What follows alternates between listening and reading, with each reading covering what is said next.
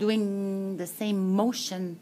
So if the pivoting hand becomes, kerfuffled, stop your hands and shake them out.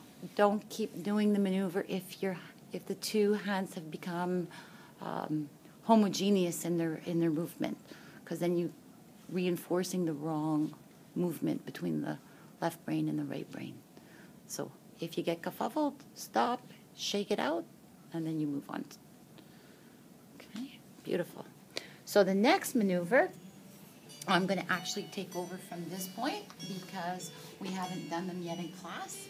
So if Simona will permit me, we'll come in and I'll demo a couple of the maneuvers, okay, because these are new ones, and then we will go on. So, changing of the guard, as they say. Marie-Josée, I think in language of industry, they call this a four-handed massage. So the next one we're getting ready to do is the piano tapping of the orbicularis oculi. So just as the name says, we're doing a tapot. A tapotement is a type of percussion, modified, because obviously we don't want to strike hard on the face. So tapping, and at the same time we're trying to move our hands back and forth. I almost think of this like a little windshield washer.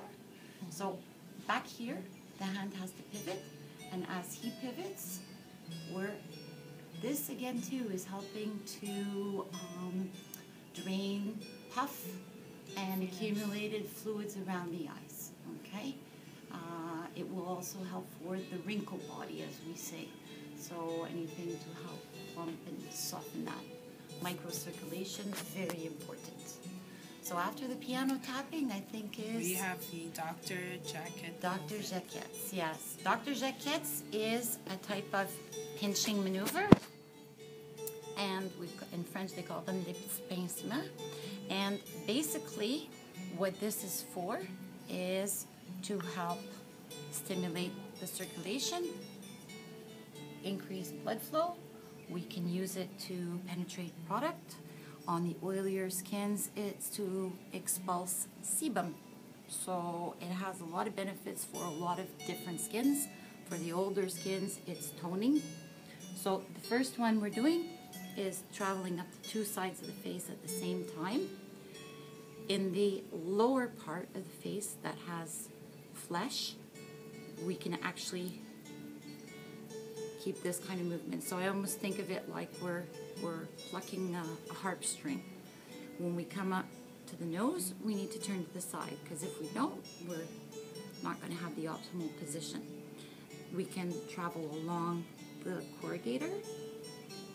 You adjust your pressure, and the same thing for the forehead. We're not actually going to go with the front of the fingers. We turn off to the side. So the two sides of the face. The second variation of that theme is what I call working zones.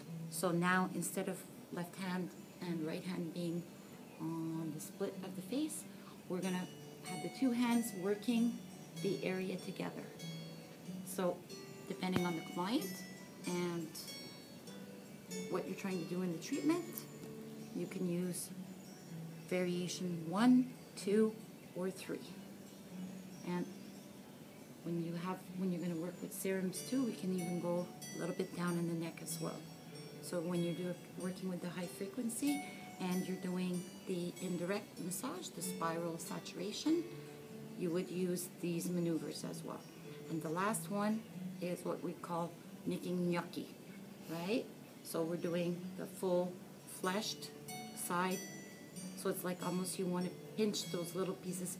If you make dumpling, I think it's that kind of maneuver when they're pinching the dough off. So that's the full flesh of the face. This one we would not do on the bonier areas, right? Our next maneuver after is... Our next maneuver is fanning of the zygomatics. Fanning is a striking maneuver. I'm going to do it slow motion. And basically what we need to visualize is that there's a drawstring between each finger. So at the beginning, when we're first learning how to separate our fingers, right? What happened? I don't know how that happened. It's okay. we can edit it out. So now what happens is, as we develop the dexterity, we can increase speed. This maneuver is toning and firming, okay? And for it to be done effectively or have the proper result, at some point we do have to have a little bit of speed with this maneuver, okay?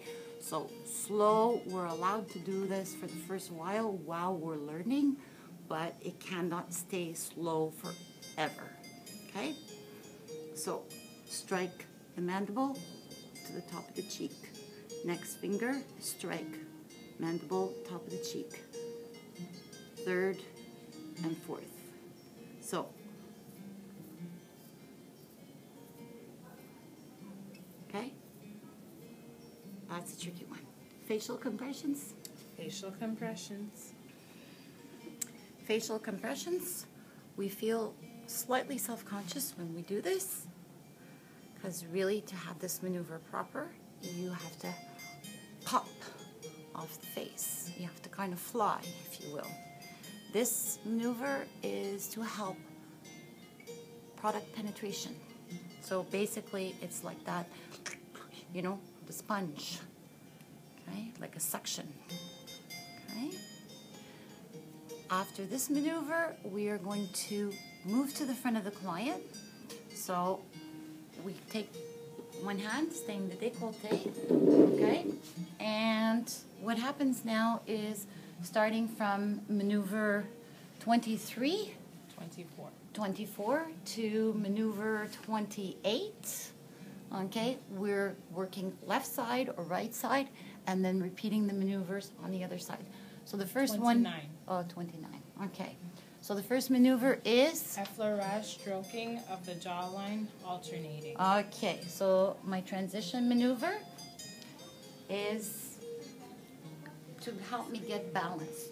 Probably it'd be better for you to come on this side, Christine. Yeah, from this angle.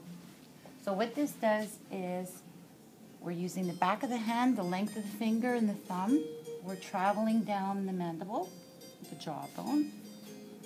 And all this is to help us do is to change our body position, because our center of gravity is going to be different than it was on the back when we were standing to the back, because now we're going to be putting more weight on one leg, and we have to turn our body to an angle, which when we were at the back before, we were working more balanced with our weight, more symmetrical.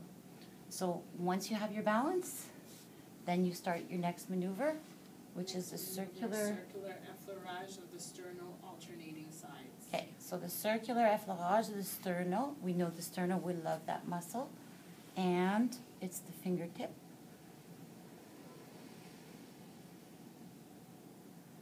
There's no rush. So how long you want to spend there, it's up to you. So continuous circles.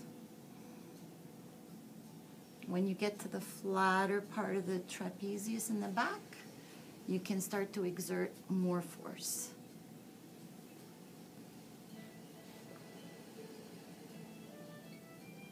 Use your body. Don't try to make all the tension and strength coming from your arm and your shoulder, because as women, we're not strong there. So try to use the momentum from your legs and some thrust from your quads and your lower back, that kind of thing. The next maneuver is number 26. And it is the circular effleurage of the sternal using feiner eminence. Okay.